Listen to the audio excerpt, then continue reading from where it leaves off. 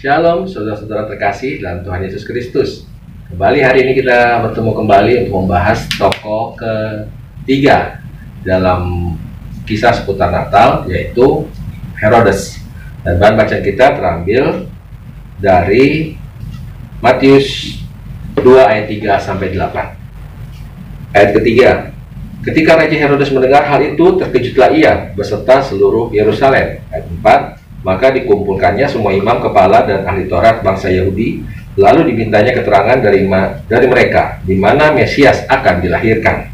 Ayat 5. Mereka berkata kepadanya, di Bethlehem di tanah Yudea, karena demikianlah ada tertulis dalam kitab Nabi. Ayat 6. Dan engkau Bethlehem, tanah Yehuda, engkau sekali-kali bukanlah yang terkecil di antara mereka yang memerintah Yehuda, karena daripada mula akan bangkit seorang pemimpin yang akan mengembalakan umatku Israel. Ayat 7. Lalu dengan diam-diam Herodes memanggil orang-orang Majus itu dan dengan teliti bertanya kepada mereka bila mana bintang itu nampak. Dan ayat 8. Kemudian ia menyuruh mereka ke Bethlehem, katanya, pergi dan selidikilah dengan seksama hal-hal mengenai anak itu. Dan segera sesudah kamu menemukan dia, kabarkanlah kepadaku supaya aku pun datang menyembah dia. Jadi Herodes dan seluruh istana kaget mendengar penjelasan orang-orang Majus, atau dalam bahasa Inggris dikatakan wise men, atau orang-orang bijaksana dari timur, bahwa telah lahir seorang raja bangsa Yahudi. Di sini saya bisa ambil kesimpulan bahwa Herodes adalah seorang yang sombong. Kenapa? Karena orang sombong akan melakukan apa yang Herodes lakukan. Apa saja itu? Yang pertama, orang sombong akan mengumpulkan segala data tentang suatu hal agar dirinya lebih unggul daripada orang lain. Herodes mengumpulkan imam kepala dan ahli Taurat untuk diminta keterangan kepada mereka. Dan dari mereka lah Herodes bisa tahu bahwa Mesias akan dilahirkan di Bethlehem.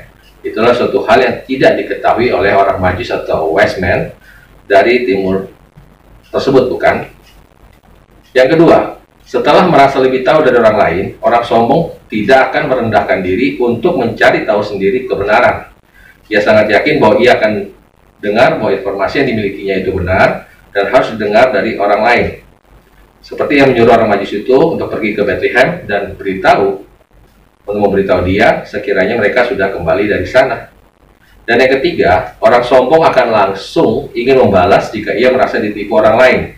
Seperti Herodes pada perikop selanjutnya menyuruh membunuh semua anak di bawah 2 tahun karena orang Majus tidak kembali kepadanya. Apakah kita merasa sering ingin membalas orang lain ketika kita dipermalukan mungkin? Atau disakiti?